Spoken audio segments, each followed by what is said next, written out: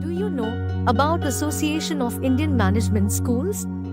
It's a 34-year-old networking body of B schools in India, having a membership of about 600 top management institutions.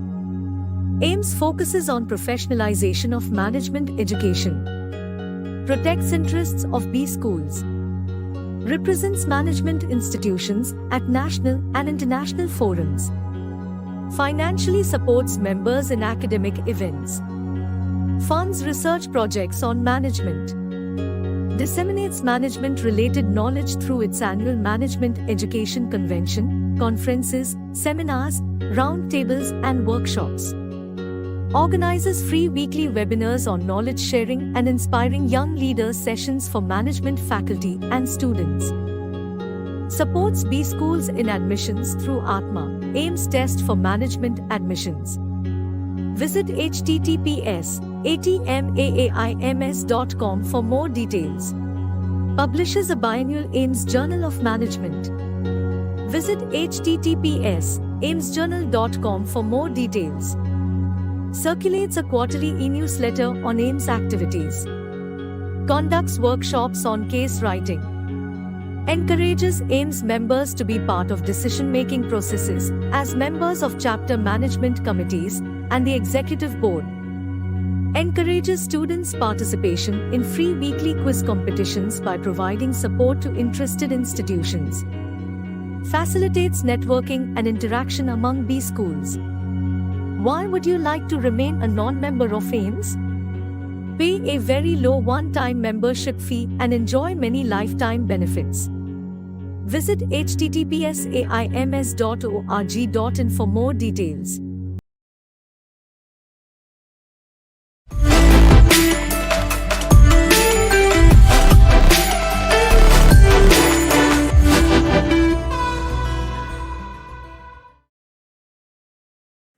I am Dr. Samprit Chakrabarti, Dean Academics and Faculty for Analytics and Operations at IBS Kolkata.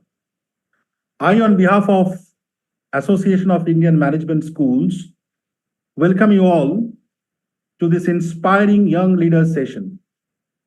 The topic of today's session is a brief perspective on financial analytics in real life.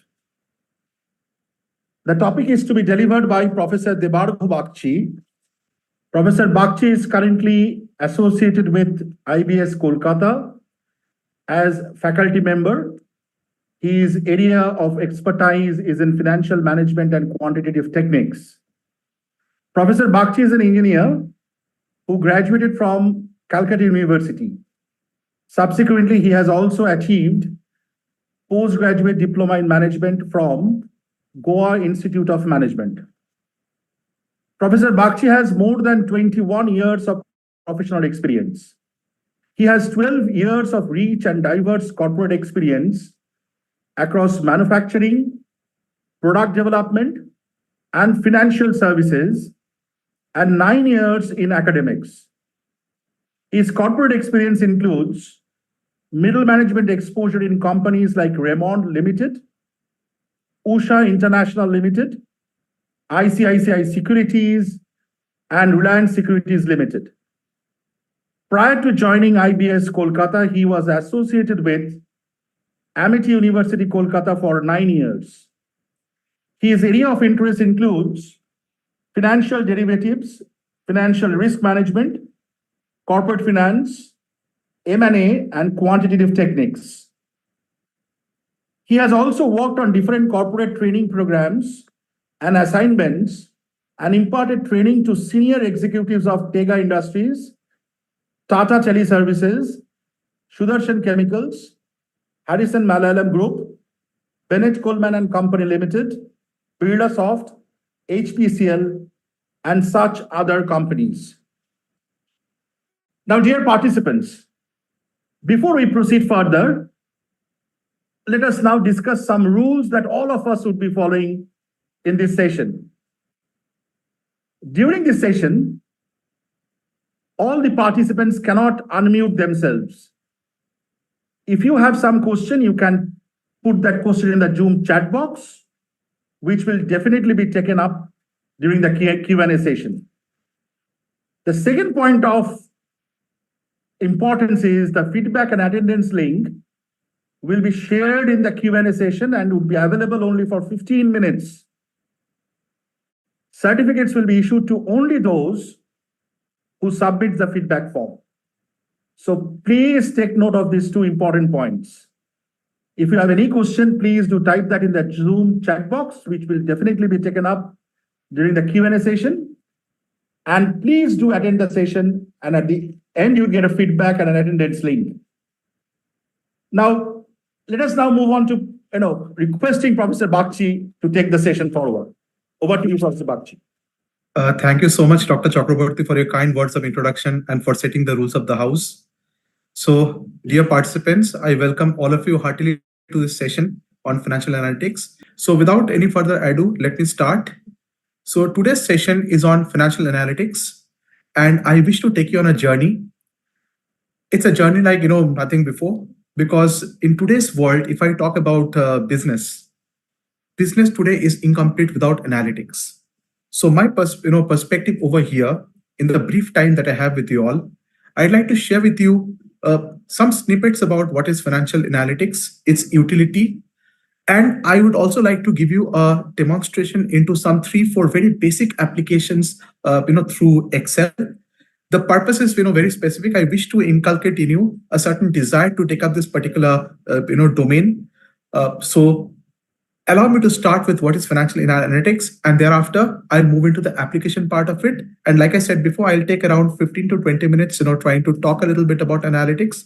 And thereafter, I'd like to take you through some 4 or 5 basic applications of analytics in real life, through Excel. So if I can just rewind a little bit and look at my formative years when I started work, maybe late 1990s, early 2000. If I can retrospect as a finance professional, what was my job at that point in time, and if I look at the finance function today, I can see a lot of difference. 20, 30 years back, the finance function was a very narrow function in any organization. The objective of finance was basically to record costs, to prepare statements, financial statements, which can be presented at the time of AGM, to pay taxes, to perform treasury functions, controlling functions. So basically that was it. It was a very narrow function. But the world has changed. And along with it, finance domain as we know it today has also changed drastically. Yes, even today, finance professionals surely do all the jobs I have mentioned before. They still record costs. They still prepare financial statements. They still help in audit. They do treasury and controlling functions. They definitely do all those things. But that today is only, I would say, even less than 50% of what they do. Today, finance has become forward-looking. Because I think you'll agree with me one thing, that with the advent of internet and with the opening up the economies, there is so much data today. The world is driven by data today. So today, finance has become very forward-looking.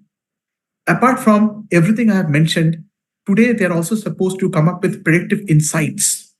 Ultimately, insights that can help in decision-making. Today, companies have realized that it's not just marketing. It's not just marketing. It's not just people who can be a source of competitive advantage. The finance function itself today can become a core competency for a particular firm, and it can be a source of competitive advantage. At least one thing I can tell you, it can definitely be a source of competitive disadvantage, right? You take a look at some organizations like Enron. Take a look at Kingfisher Airlines. These are perfect example of organizations which have today struggled because they could not realize the importance of this particular function. So over the next few minutes which I have, what I'd like to do is I'd like to take you through how finance can be a forward-looking domain today. What is analytics all about? And thereafter, like I promised before, I'd like to take you through some very simple applications involving analytics in real life. So what is analytics? Let me start with a very simple but very basic question. So what exactly is financial analytics? It's not a rocket science. like I said before, today the business world is driven by data, right? Today data is everywhere. Financial analytics is all about collecting this data, relevant data, mind you, visualizing this particular data, because if you know, on a piece of paper or in a board in front of me, if you write 50,000, 1 lakh different numbers and you tell me to make a sense out of it, I'll be lost. Okay, I'm not that good at numbers. And if you put so many numbers in front of me just like that, I'll not be able to make anything out of it.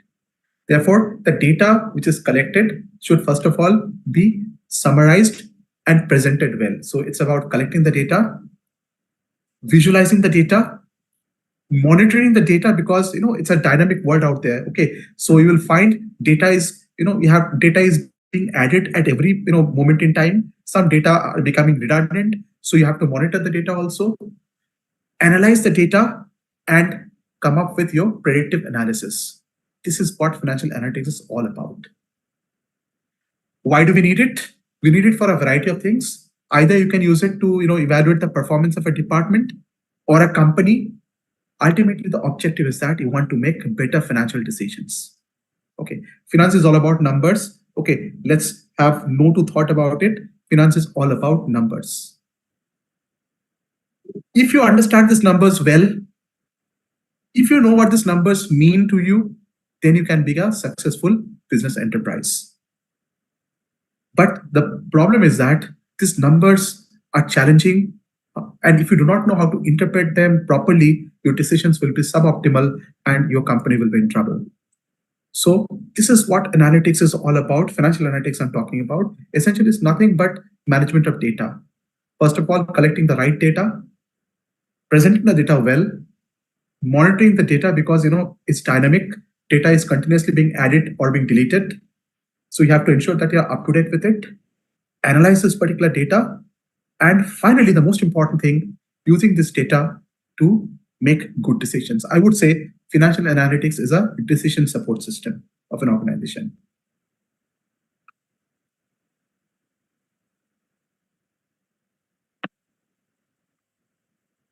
Okay. So what is the utility of financial analytics? We have understood what it is all about. So when we talk about financial analytics, we are essentially talking about using financial and other relevant information. The objective is to dissect the past, take a look at what happened in the past, analyze the present, and very importantly, be able to make a prediction about future. There's a particular word you'll find in this particular slide, which I have highlighted: unobserved information, right? Today, you have so much of data. It's very easy for us to overlook certain very important insights and neglect certain data which should not be neglecting. Therefore, analytics helps us to get the precise and unobserved information so that we can present them before our analysis, and we can take optimal decisions out of it. So whether I talk about cash flows or I talk about revenue or expenses, everything can be monitored across the organization real time. And with the use of analytics, we can come up with some wonderful matrices. We can come up with some wonderful dashboards. We can come up with some wonderful analysis through which we'll be able to take good decisions. So just to tell you certain snippets into why we should go for financial analytics. I mean, companies are going for analytics, but why are they going for analytics? To build on to whatever I've already mentioned before. First of all, to see into the future. Like I said, provide forward-looking strategic insights, not just backward-looking financial reporting. I mean, for a very long period of time, finance was just third apart. There was a particular department that would come up with the financial statements and present it at the time of AGM. Not anymore. Okay. Today, they provide forward-looking strategic insights. So seeing into the future, that's one very important reason as to why you need analytics. So because you have to understand how the business dynamics are moving ahead, and you have to keep your pace along with what is happening. Two, very important, turn mountains of data into valuable insights. Mountains of data, like I said before, for a big organization today, at every point in time, thousands, millions of data are being generated every second. Okay, now, unless you have a mechanism to which you'll be able to summarize and properly, collect this huge mountain of data and make sense out of it. Mind you, this data could be both internal as well as external. So there's a need to turn this mountain of data into valuable insights right in front of your eyes so that you can dissect this particular information and be able to take good decisions out of it. Painting a picture, very important. Okay, like I told you before, if on a piece of paper, you give me some thousands of data points and tell me to make a sense out of it, I'll be lost because the human brain cannot process so much of information. But if you can present the same data in the form of nice charts, in the form of a pictorial depiction, which I'll be showing you, okay, in one of my, I said that I'll be taking you through some 3-4 illustrations. So I'll show you how to turn a mountain of data into nice, pictures through which you'll be able to get the insight immediately. Fourth, being more strategic. Okay, today the finance function is not just a support department anymore, rather it has become a decision support system. So today it is providing you with valuable information through which you'll be able to take strategic calls for your company. Okay, so now what I'll do is I'll take you through a very select list of key types of analytics that we use in finance. Okay. First of all, predictive sales analytics. An example of which I'll be illustrating in a very, very rudimentary analysis I'll do using Excel. So predictive sales analytics. In a company today, it's one of the most difficult jobs, yet one of the most important jobs. How do I predict my sales tomorrow? How do I predict demand tomorrow? Because if I'm able to predict my sales and demand, okay, what is going to be my sales tomorrow, day after, I'll be able to plan much better. So we have predictive sales analytics. That's a very important application of financial analytics. We have client profitability analytics. All of us know about Pareto's principle, 80-20 principle. So 20% of our clients give us 80% of value. Therefore, it's very important for us to understand who are our critical clients and how much profits they are generating for us, right? So we are not looking at it just about, a profit as a holistic measure for a company. We are not even, looking at profit of a particular product line. We are going customer wise. So today we have developed analytics. There are software packages which can do this wonderfully. There are CRM packages which are there. So client profitability analytics, again, is a very important application of financial analytics. Product profitability analytics. Every company today has a basket of products. Different product lines they have in their portfolio. It's very important to evaluate whether each and every product is adding to the profit or not. So we have product portfolio profitability analytics today, which will enable us to evaluate individually at each product level whether they are adding to the profits of the company or not, are they profitable. Cash flow analytics, one of the most important applications of financial analytics. Cash today is the lifeblood of any business. You think of anything. I mean, you think of it's the 30th of the month, salaries have to be paid to employees, you need cash. Vendors are knocking at your door asking for payment of supply of raw material, you need cash. You want to buy that new equipment which will give you a cutting edge advantage over your competitors, you need cash. So cash you need for a variety of reasons. It's very important for you to be properly able to forecast how cash will come in and go out. So cash flow analytics today has become very, very important. And that again is a very important application of financial analytics. Value-driven analytics, right? Now we are talking about it from a more strategic perspective. We are thinking in terms of what drives value inside a particular organization. Is it the people of the organization? Is it the capital? Is it some patent?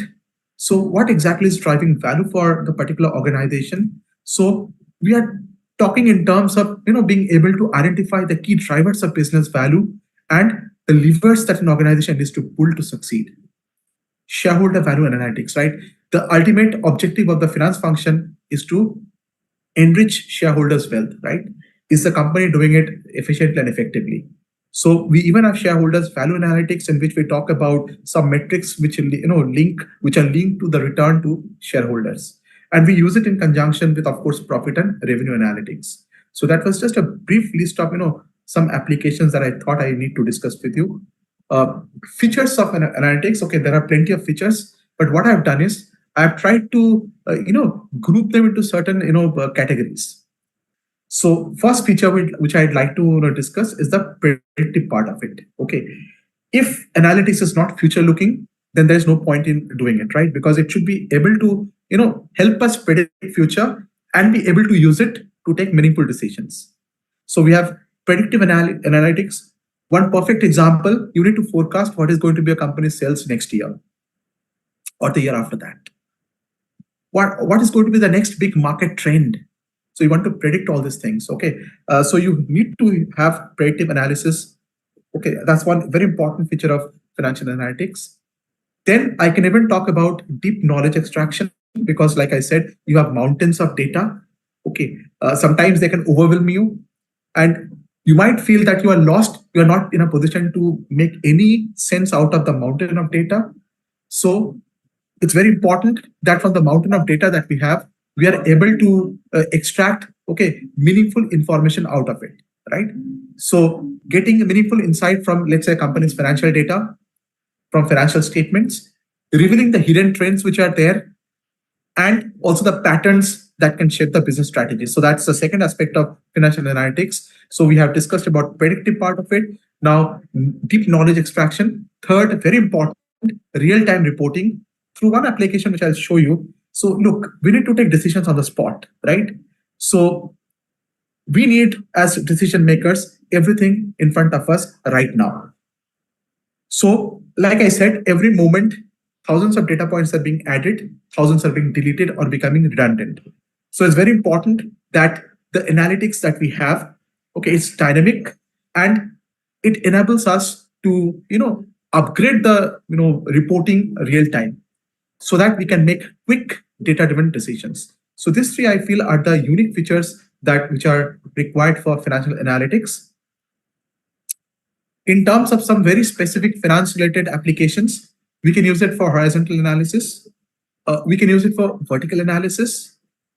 Horizontal analysis, I think, for those of you who are familiar with, finance. So we are talking about trend analysis. Like, we want to know how a company has grown with time.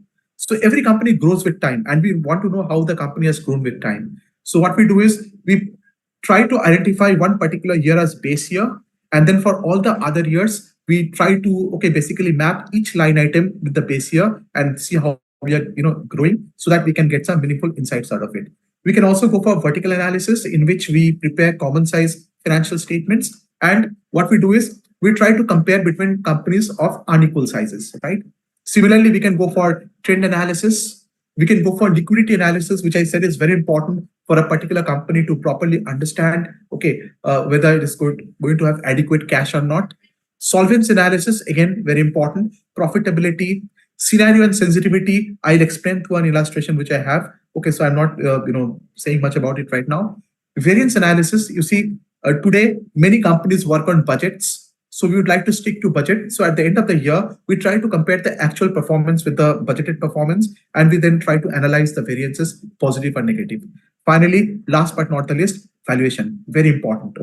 So as you know, at the end of the day, companies, at times companies go for merger acquisition, companies go for IPO. So it's very important for us to understand what is the valuation of the particular company. Again, we have techniques like discounted cash flow techniques. We have other techniques also. Well, we can also use market-based techniques. But at the end of the day, valuation analysis is also a very important application of financial analytics.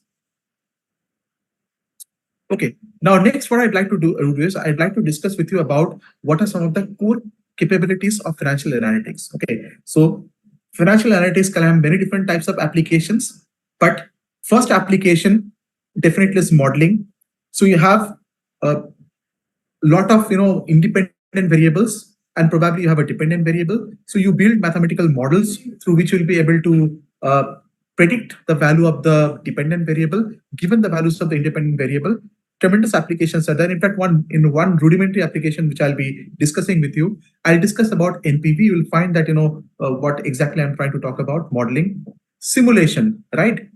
See, what is simulation? Simulation basically, again, deals with your independent variables and dependent variables. What you're doing is you're allowing the system or the software to take values of the independent variables at random and you are predicting the value of the dependent variable given that particular set of independent variables. You are doing it many number of times. So after doing it, okay, you are trying to put it on a particular chart or a particular probability distribution, and you're trying to make a sense out of it. Forecasting. Okay, I've already mentioned this point. Okay, so I'll also demonstrate how to do forecasting with analytics. And one part that we don't give much regard to, but visualization. I'll show you that if you're sitting on a mountain of data, how if you are able to visualize the data properly, you'll be able to get tremendous and meaningful insights out of it, right? So I'll try to show you as much as possible of this four in the limited time that I have. But before I go there, let me quickly take you through what companies are doing in real life as far as financial analytics is concerned. Probably you'll agree with me if I say that most of the big companies are already integrated with ERP. ERP companies like packages like SAP, Oracle, etc. Now, what SAP and Oracle have done, they're tied up with a lot of third-party vendors, okay, who specialize in financial analytics. And SAP and Oracle, what they're doing is they're allowing such vendors. They have integrated their products and services with Oracle and SAP. Okay, and you have an integrated package today. For example, a lot of companies are using Oracle Financial Analytics. So companies which are with Oracle, now they are also being able to use Oracle Financial Analytics. So it is allowing the company to look into their budget and the way staffing cost, employee or supply performances, because they're affecting revenue and customer satisfaction. SAP is not behind. SAP has ERP Financial Analytics. So it's a very broad-based package which helps to companies to develop financial goals, develop business plans, and monitor cost and revenue during execution. Similarly, you have applications from IBM, Cognos Finance. See, these are all known for their ERP products. What they have done is, in the ERP product, either they have incorporated financial analytics into it, or they have tied up with some third-party vendors and they have integrated it for their clients. Similarly, NetSuite, which is a product of Oracle, so they're also not far behind. So what are the popular analytics software that we see around us? MS Excel. I keep saying MS Excel is one of the most powerful packages that we have. And in fact, in the illustrations which I'll be showing you, I use MS Excel only. Okay. Then you have Power BI, you have Tableau, or you also use programming tools like R, Python, Scala, etc. So these are some of the popular financial analytics software that we see around us, right? Now what I'll do is, like I said before, I probably have taken more time than I should, but what I'd like to do is, in the time which is available, I'd like to take you through 3-4 very unique applications of financial analytics. The objective is to create an interest in you for this particular domain. Keep in mind that in the next 10 to 15 years at least, this is one particular domain which is going to grow exponentially, right? And it's a very interesting domain. So I would like to take you through an interactive and dynamic sales dashboard. So you have mountains of data, and I would like to show you how you can create nice through slicers and pivot tables, how you can create some excellent visual cues with which to analyze the data real time. I talked about sensitivity and scenario analysis, so I'll take you through that also. It's for risk management. So there are so many independent variables which are there. What if the independent variables take some other figure? Can I still take the project? So that's what we're going to see, sensitivity and scenario. I'll talk about sales forecasting, and time permitting, I'd also like to take you through a very basic application of financial modeling using Excel, right? So what I'll do, I'll stop sharing this particular screen. I have a few Excel sheets which I want to share with you. So just give me a moment. So, okay, probably the first thing which I would discuss with you is sales forecasting, right? Just a minute. Just give me a moment. Let me share the screen.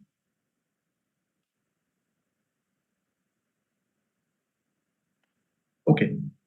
I have shared a very simple Excel sheet which has data of a year and sales. I hope that you're able to see it on your screen, right? So what I have over here is, I have the last 15, 16 years sales data of a particular company. The objective is, I want to predict what will be the sales in the next year, right? So as I said, that financial analytics can be used for prediction. Thankfully, we have a very useful statistical tool called regression, with which we can predict the value of the dependent variable. Now, in this case, You might feel that I have not provided with you any independent variable. Of course, you might say that sales depend on your product quality, sales depend on your price, sales depend on what your competitors are doing, right? So you might say sales depend on a lot of things. But honestly speaking, we don't need so much to predict sales, because one very powerful independent variable when it comes to sales is time itself, because every company grows with time. So what I'll do is, I have a very simple data with me, which is the company's sales for the last few years. And I am going to use this particular data to predict sales for the next year. See what I'm doing. Okay, very simple. What I'll do is, I'll first of all select this data. I'll select this data. Okay, and I'm going to insert a line chart. I'm simply going to insert a line chart, which I hope you are able to see that I've inserted a line chart on this. What I'll now do is, I would like Excel to tell me what will be the sales in the coming year. And I would also like to know how much I can trust this particular model. So what I'm doing is very simple. I have this, chart in front of me. I'm just going to add a trend line. I'm just going to add a trend line to this, right? So you see a dotted line has come on the graph, which is nothing but a trend line. So it's a linear, it's a straight line which is there, because I'm telling Excel, give me a linear chart. Now I'm telling Excel, fine, I've got the trend line, but I want to use it for prediction. So please help me. Do I have an equation or a model that can help me what is going to be the sales in the next year? So fine. So I'm telling Excel, give me an equation.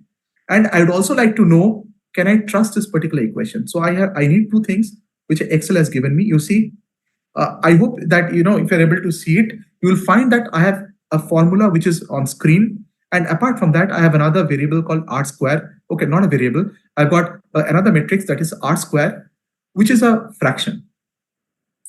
Now, to cut a long story short, those of you who are familiar with regression would know this, but in case you're not, R square is a figure. I mean, it's a particular metric which can take a value from 0 to 1. The closer it is to 1, the stronger the model, right? In this case, our R square is 0.89, which is a very strong model, which means it's a very reliable model. Okay, this particular model is able to explain almost 90% of the reason as to why sales is changing, right? It's a very strong model. And if you want to predict what is going to be the sales for next year, so let me just do it over here. Very simple. Next year is 2023. Right, and I have the equation. I can see the equation equal to 22400 into, this is the independent variable year, plus we have 302762. So this is going to be the sales for the next year. Okay, so this is a very useful model that is able to help us predict sales. Now, in this case, I have taken a linear graph, in which I'm getting a R square value of 0.89, but I would like to know whether this is the best fit. So I'm going for the next option, logarithmic. Okay, which is not a good fit because the R square value is much lesser, 0.682. So I'm going for the next one, polynomial. In this case, you find the R square is even better. So Excel has given you an even better equation with which you'll be able to predict sales with a far better accuracy level, right? So that is one application which I wanted to share with you, which is about how to forecast sales, right? I'll go to the next application right now. Next, what I'll do is I'll try to show you. Let me just see what I have.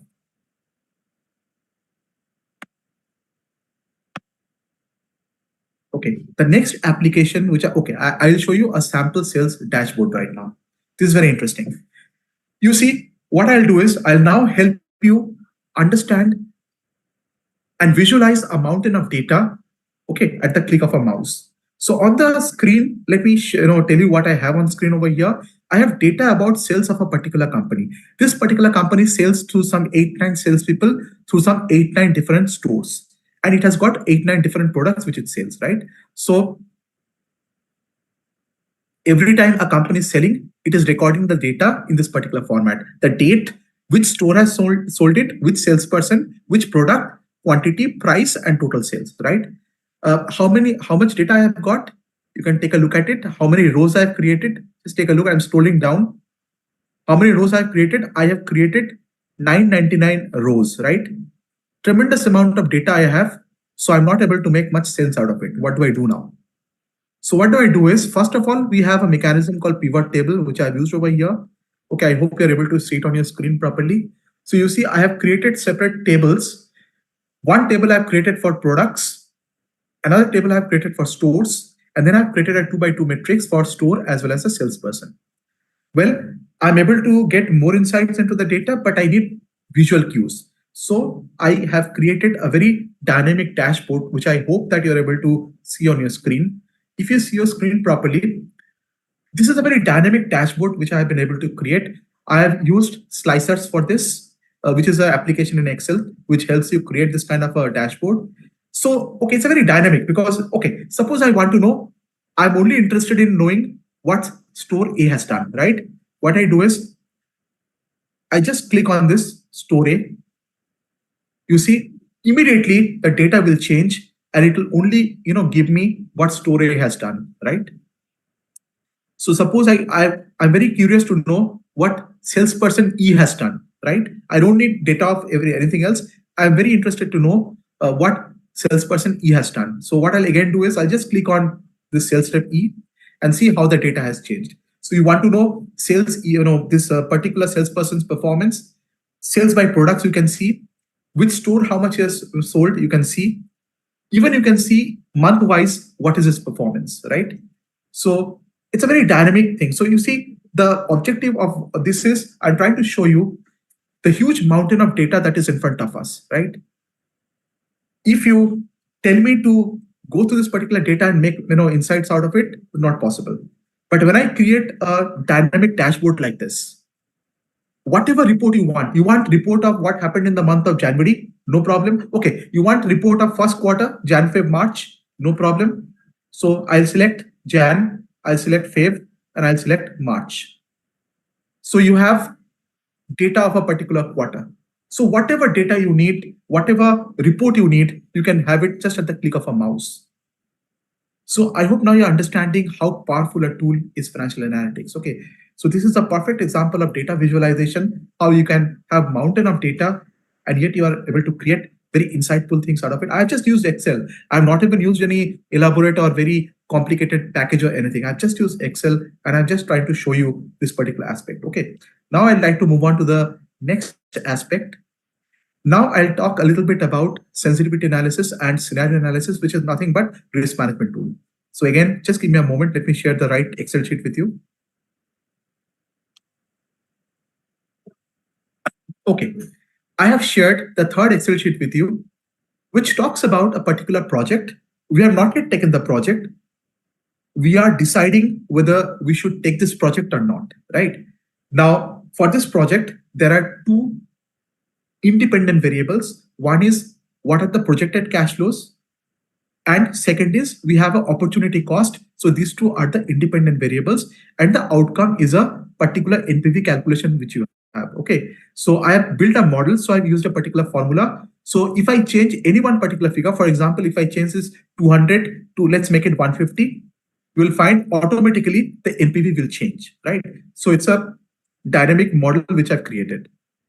Now, I'm very curious to know, look, these are all projections, right? And you all know that what you're projecting and what will happen, there might be a variance. But apparently, the decision criteria is that if my NPV is positive, I should take the project. So in this case, NPV is plus 83.78. So we should take the project. If NPV is negative, then we should reject the project. So apparently on the basis of this particular data, we feel that perfect, we should take this project. But what if tomorrow this cash flows, for example, in the first year, we are projected 200. What if 200 doesn't happen? What if we get a lesser cash flow? Can we still take the project? Okay, so what we can do is,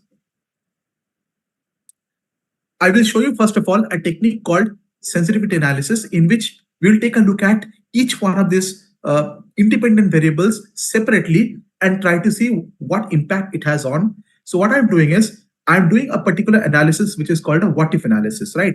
And there's a particular function in Excel called goal seek. So I'm telling Excel, okay, NPV right now is 83.78. I want you to set this particular value to 0 because I would like to know to what extent I can decrease a particular independent variable, right? So I'm telling Excel that, look, I know that right now NPV is 83.78, but I want you to make NPV equal to 0. And Excel is asking me which input you want me to change. So I'm telling Excel, you change this one, first year's cash flow. You change this, okay? What is the value right now? 200. So I'm clicking OK. Take a look at what we have got. So you find that from 200, as long as your cash flow is more than 106.16, you will still have a positive NPV. So it is giving you a certain indicator into how far you can allow that particular variable to go down. So from 200, we can go down to 106. So we have a pretty strong buffer in this case. So even if we don't get 200, but if we get a slightly lower sales, we should be good. Okay. Next, I'm asking Excel, fine. I would now like to focus on the second year's cash flow. It is projected to be 250. It's a big one. I would like to know to what extent I can allow it to go down and still I'll have a positive NPV. So once again, I'll go to what if. Once again, I'll go to goal seek. I'll tell Excel once again, set this NPV to 0. But this time I want you to change this particular cell, right? So Excel is saying that, look, you have predicted 250. You can allow it to go down up to 144. Okay, and you can still take this project. But if it goes below 144, you'll have a negative NPV. So I hope you're understanding how it is helping us. This is risk management, right? See, we might have a positive NPV, so we can take this particular project. But like I said before, we are working with projections. Who has seen tomorrow? Tomorrow, is there any telling that the actual figures will be exactly what you predicted? So if the actual figures are lower, how much of a leeway do we have? That's what we are trying to measure. Okay. So another variable we have is opportunity cost, so which I'd like to show you. So once again, what we are doing is, now this time again, I'll tell Excel, this figure, make it 0. But this time, you change this opportunity cost. Okay, let's see what Excel has to say. So Excel tells me that if your opportunity cost is 20% or more, then sorry, you can't take this project. Okay, so this is one application which I just now showed to you.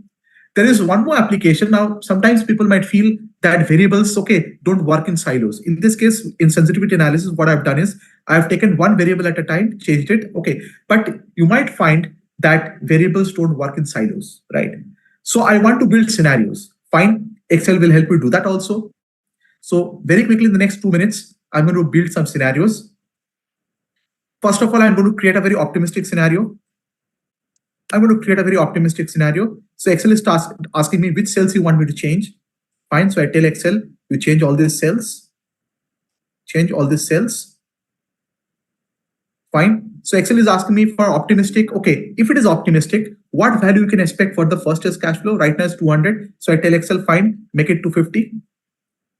Next, second year, instead of 250, I tell Excel, make it 300.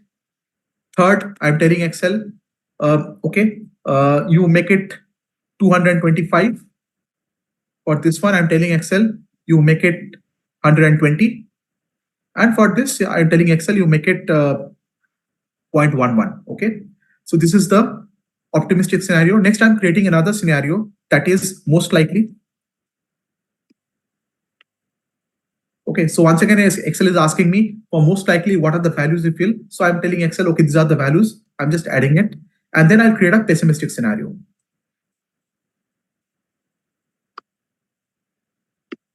Okay. So Excel is again asking me what are the values that you predict. So for 200, I say, let's say instead of 200, we'll have 150. Instead of 250, let's say we'll have 175. Instead of 200, let's say we'll have 180. Fourth year, let me keep it 100 only. And this, let me make it 0.125. Okay. So I'm adding these 3 scenarios over here, clicking OK. Now I have created 3 scenarios. Now I'll tell Excel, give me a summary in one particular sheet.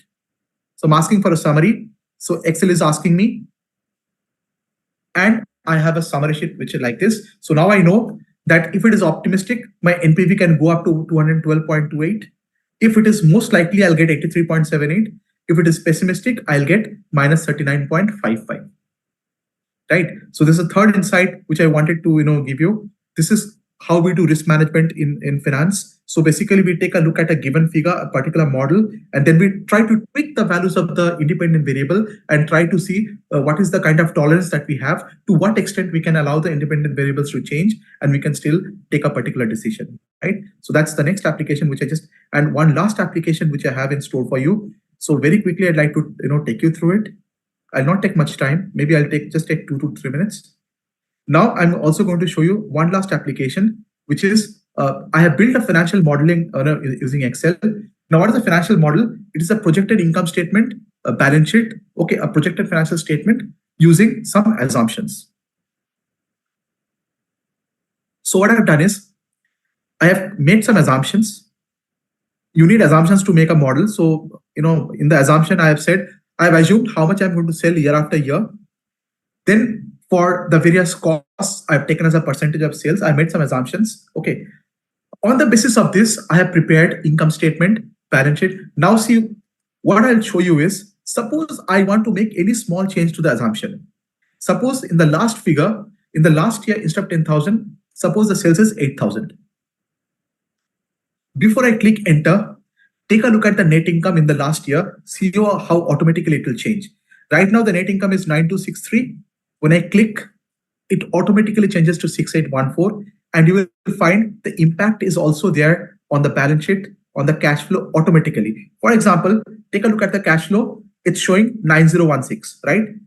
What I'll do last year, it's showing 9016. Now let me undo what I've done. Okay. Again, going back to the last sheet, see it has increased to 11,522. So every small, tiny change that you want to make in your assumption, you have a holistic picture in front of you of how it is going to affect your income statement, your balance sheet, and cash flow statement. So every small change which you want to make in your assumption, you can do it. This particular model immediately, on a real-time basis, will correct all the data and present it in front of you so that you can take a very insightful, meaningful decision out of it. So what I wanted to discuss today with you was, initially I wanted to give you a brief idea about what financial analytics is all about, and thereafter I just tried to take you through some 3-4 very simple basic applications of it. The objective is, I just wanted to scratch the tip of the iceberg.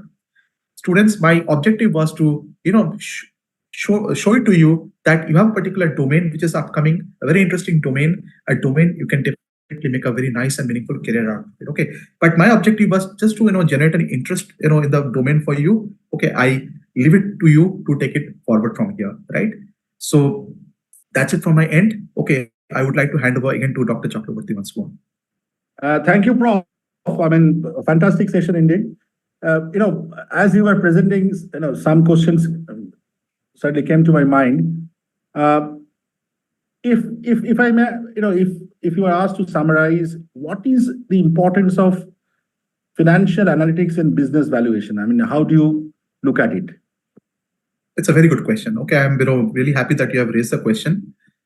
See, if I talk about business valuation is about what future benefit we can get out of the company, right? So as I've already mentioned, financial analytics is all about predicting for future, right? It's a forward-looking insights into the picture. So basically, there are different models which you have for business valuation. For example, one model that we use very frequently is the discounted cash flow model. In this particular model, we assume a lot of things. What is the sales going to be in the next few years and thereafter? What are the costs going to be? Okay, what capital expenditures we are going to make in this? So once you build this particular model, it's very similar to the financial model which I have just now illustrated, the last one, in which the futuristic income statement, balance sheet which I have shown. So once you build the model, after that, any assumption which you want to change, for example, you feel that 2 years from now you might want to have another capital expenditure. You just need to plug in the figure, and you'll have on a real-time basis, you'll find the data will all change. So the new set of data will stare at your face, and then it's up to you whether you want to, you feel comfortable with the insight which you have got and you want to take it forward or not. Thank you. Now, another question that naturally comes to my mind, say, for example, if I am a financial analyst, which are the factors that I must constantly analyze? I mean, given that the environment is constantly changing, and the concept of agility to bring in. So which are the factors that I must constantly analyze? Again, a very interesting question and a pretty challenging one, because there is so much a finance expert does. I mean, see, we need to go by the financial statements.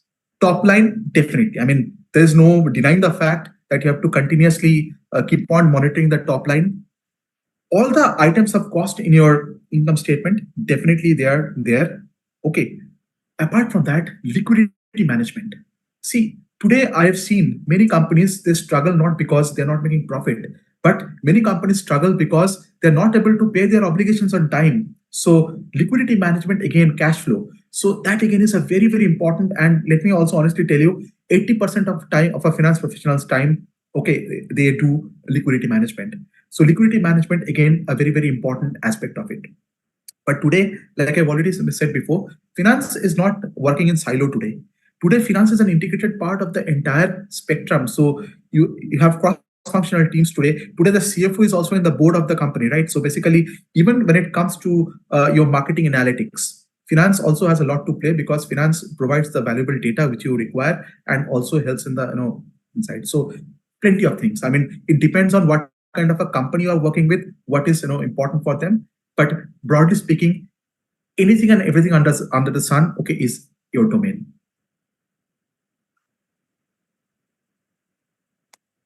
Sorry, I'm not able to hear you. Sorry. So one last question from my side, Prof. I mean, it's not the analytics is only for the freshers. Many experienced people are also venturing into this fascinating industry. Now, what do you think? I mean, a person with so many years of experience in this domain, what are the skill sets which are essential for a person, whether a fresher or maybe an experienced manager, must have or must acquire to be successful in this industry? Again, a very beautiful question. According to me, there are many skill sets a person must have, but the one skill set which I'd like to put right on top is the ability to see the big picture. Because see, in financial analytics, you are dealing with mountain of data, right? And it's very easy for us to get lost. Okay, not all data relevant for a particular decision making. So what is very important for a particular person to understand is which, for a particular decision set, which are the data which are relevant, which fit into the analysis. Okay, that to understand that is very, given the particular context, is a very, very important one. Okay, this is the most important insight which I believe a particular person should possess. Apart from that, okay, it's an evolving field. It always helps if somebody has a knowledge of packages like R, Python. It definitely helps. Okay, but those things can be acquired. But what is very important is for a particular person to have that particular ability to able to look into to figure out what is the big picture. That's very important according to me. Prof, we have got some queries from one of the participants. Good evening, sir. Your presentation was very nice, and today's session, a lot of things for learning. What is financial analytics? Prof, I think you will also be able to see the chat box. What is financial analytics? Utilities of financial analytics, why financial analytics is important. Okay. Field of FA and tools with ERP. So if you can take each one of this. I think he's trying to summarize what he's learned. Okay, but just to right, yeah. forward. So financial analytics is nothing but basically it's proper management of data, I would like to say. Okay, data today has become real time. Okay, every moment in time, data is being added, data is being deleted. So it's about proper management of this particular data. Okay, you are able to collect it better, to summarize it better, to present it better, so that you can take meaningful insights out of it. Utilities of financial analytics, like I've already mentioned, okay, there are so many utilities of it. I mean, whether you want to go for a predictive model like regression or to predict sales, okay, whether you want to run a simulation, whether you want to do risk management, okay, so there are plenty of applications, at least in finance, which you can. Why financial analytics? Very simple. If you're not using it, you are losing out on a competitive advantage, because if you're not using analytics, your competitors will use analytics, right? So they'll be far more agile. They'll be thinking on their feet. They'll be taking decisions on the spot, and you'll be missing out. Okay, as simple as that. Future of financial analytics. Financial analytics is the future, right? At least in the next 15 to 10 years. Future, as I see it, in the coming days, it's going to get integrated with AI, definitely. Okay, so that will also be the next big step for this particular domain. And I can see that plenty of applications. Okay, at least for students, definitely I can see very bright career options in analytics. Tools with ERP, like I've already mentioned, today, whether you're talking about Oracle or whether you're talking about SAP, in-house also they're trying to build their own analytics and trying to incorporate in the package, but they know that they have to deliver fast. So what they have also done is, because I'm privy to this information, because I have a few of my networks over there. So what I've heard is that they have also tied up with some third-party service providers who are specializing in analytics. They're allowing them to use their platform to come up with customer solutions. Yeah. Thank you. We have got another, very generic query: difference between business analytics and financial analytics. Okay, good question. But to be honest, there's not much of a difference actually. Okay, when you talk about business analytics, probably it is from a more broader perspective. So when you talk about business analytics, so we talk about a holistic, business which not only incorporates finance, but it also incorporates your marketing strategies, your corporate strategies. Okay, although to be honest, financial analytics is also a part of your big strategy, but financial analytics is more focused towards those activities in the organization which affect the profitability and the revenue, and the liquidity. So I guess that's the difference, but not much actually. We have got another query from Samir Ali. What would be the challenges for professionals when implementing this financial analytics? A very good query. Yeah. It's a very good question. Okay, plenty of challenges which are there. Like I said before, which data is relevant, which data is not relevant. Okay, see, whether in the near future I can see that AI would also be inbuilt into analytics, but whatever it is, ultimately AI still cannot take decisions, right? So the most important challenge for professionals will still remain decision making. Okay, this much I can see. For decision making, you need to be able to understand for a particular given situation which is relevant, which is not relevant. Okay, and being able to sift through the mountain of data and pick up the relevant one. That still remains a challenge. Professor Bagchi, if I may add what Mr. Ali has been pointing out, that's the skill set part of it. Another important thing is one of the challenges is the mindset. The mindset of the practicing managers, the mindset of the corporates in accepting this advances in terms of the tools and techniques used in the financial decision making. Agility. And to be flexible in incorporating those. So mindset is also needs to be taken care of. Yeah. Madam Ghosh has posted a query. Prof, what is ARIMA in risk modeling? If you may handle that. So, okay, I thought it was more your domain. Okay, so if you would like to go ahead, then of course I'd like to add on to it. No, it's a typical financial econometrics model, ma'am, where autoregressive moving average methods are used to model risk, and it is used in other parlance also. But of course, I would say it's a sub part of the financial analytics. Yes, but absolutely. More into financial econometrics part of it. Econometrics, correct. Okay, so I think participants have posted whatever queries they had. Thank you, Professor Bagchi, for sharing your valuable time with us. Yeah, thank you so much, Dr. Chakrabarti, and also to AIMS for providing me this wonderful opportunity to interact with the bright young minds of tomorrow. Thank you, Mr. Sudhir Sharma, our Honorable President. We are thankful to all the board members of AIMS Secretariat, and also we are thankful for all the participants taking part in this fantastic session. Thank you. Stay safe, stay well. Thank you.